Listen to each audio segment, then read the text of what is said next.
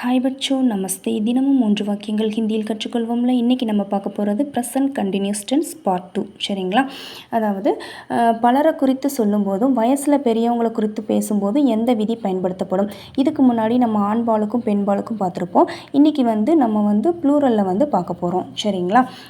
அதாவது பலரை குறித்தோ அல்லது வயசில் பெரியவங்களை குறித்தோ சொல்லும்போது வெர்பு ப்ளஸ் ரஹே அப்படின்னு வரும். சரிங்களா? நெக்ஸ்ட் ஆண்பாலுக்கு சொல்லும்போது வெர்பு ப்ளஸ் ரஹா அப்படின்னு வரும்.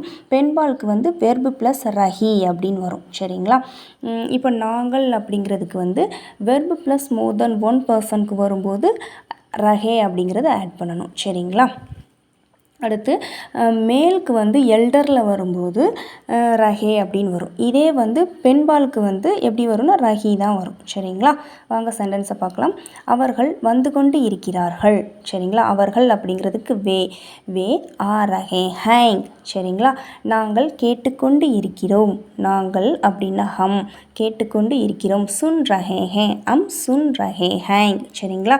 தேர்டு ஒன் அப்பா கற்றுக்கொண்டு இருக்கிறார் அப்படின்னா அப்போ அப்பாங்கிறது நம்மளை விட பெரியவங்க அப்படின்னாலும் ரஹே தான் வரும். பிதாஜி சீக் ரஹே ஹேங். சரிங்களா?